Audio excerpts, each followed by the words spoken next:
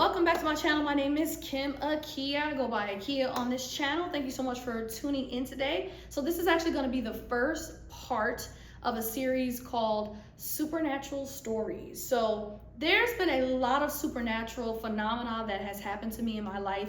And when I look back on it, I'm like, wow, I could actually make this into like a short story series and talk about all of the supernatural things that have happened to me that I've witnessed and experienced.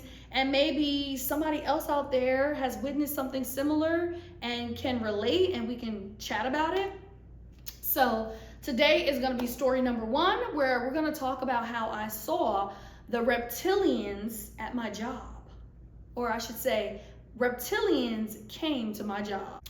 Okay, so I was working in New York City I've been working in New York City since I graduated college in the, early to mid 2000s. So I'm very familiar with New York City, Penn Station, Port Authority, because I've always lived in New Jersey, so I've always had to commute into the city.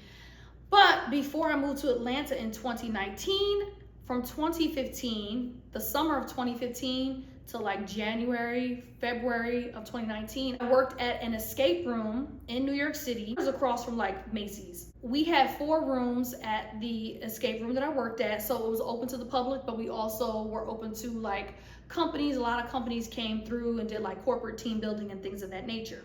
So what we would do, or what I would do, I was like a customer service supervisor / host. So basically people would come into the venue and we would check them in. They would make a reservation ahead of time. We had a really cool, chic, nice lounge area, very New York style. We'd sit to have a seat, and then when the room was ready, so the 4 rooms were game rooms. So if you're not familiar with what an escape room is, definitely Google it and look it up, so that this way I don't have to explain it. But basically it's a room that you go into. It's a fun interactive game room where you have to put together different puzzles so that you could get out by a certain time, okay?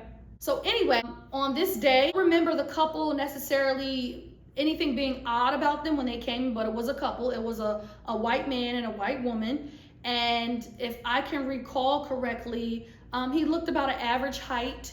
She looked about an average height woman. I think she might have had like dirty blonde hair. I mean, they just looked like regular people dressed in, like, if I recall, like just jeans and a regular like polo shirt for the guy, like just very normal. Like there was nothing about them that stood out, or there was nothing about them that felt weird. I do remember that in the beginning.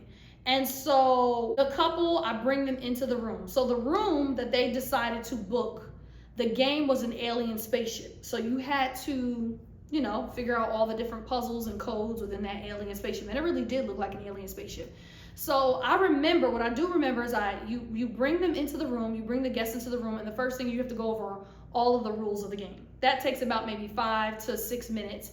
And then you leave the room, you lock the door, you come out, you put on the timer. They have 1 hour, and you watch them play the game. We're watching them play the game outside, and we're helping them, giving them clues or directing them to the right place that they need to go. We'll type it in and it'll come up on a screen in the room. So that's basically how the game works. But I do remember bringing the couple in there, and I do remember like the energy felt like kind of abrasive.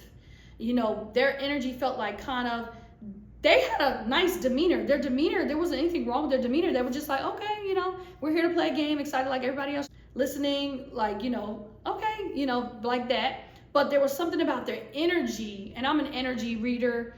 I can read energy, I can sense things, I'm an empath, and I just felt this abrasiveness coming. So I was in there giving them the spiel, and I just remember coming out, and I was like, whew.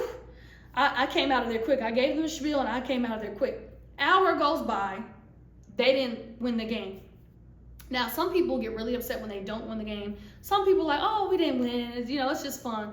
You just get different reactions from people, playing those games. So when I went in there, again, here's this abrasive energy that's emanating off of these 2 people.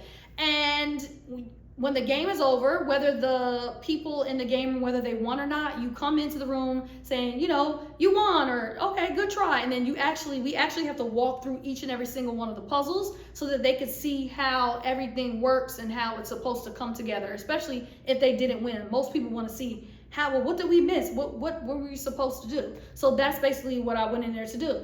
So I started to, explain to them, And the guy, besides them having this energy, I felt just so much anger from him. Like, he was not happy that they did not win this game.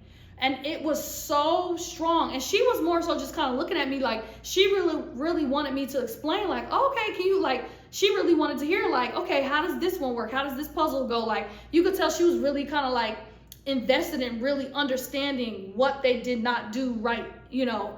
And so from him, he was just looking at me, and I just felt this energy. And so I glanced at his face, and I saw that his face was changing, like right in front of my eyes. He was shape-shifting into a lizard.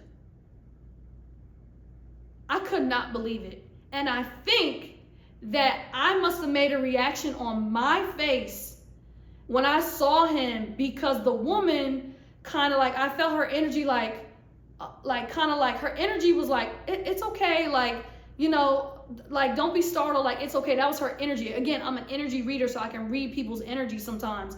And so I felt like that. And so I said, oh, can you hold on one moment? I left the room, and I told my coworker, I said, can you please finish debriefing these people? I said, because I just can't, I can't.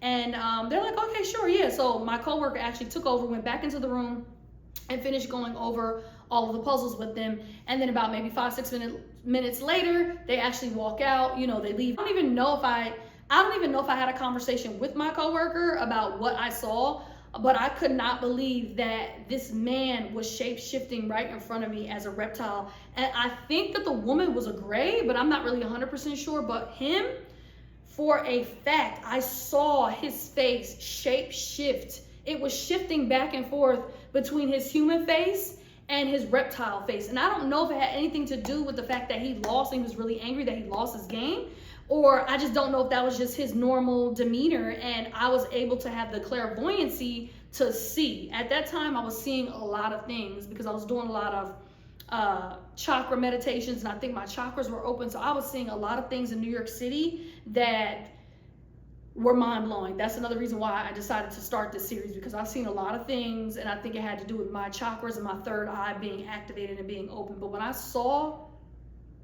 that reptilian shape-shift in front of my face, I said, oh my God. So that's my story about the time that the reptilian came to my job. So have y'all ever had any experience like seeing somebody shape shift in front of you? If you have, please comment below and let me know about it, because that was very creepy and scary. And like, how did you feel about it if you saw that? Like, or what would you have done if you were me? Like, ah! But anyway, thanks so much for tuning in. I will catch you next time. Peace.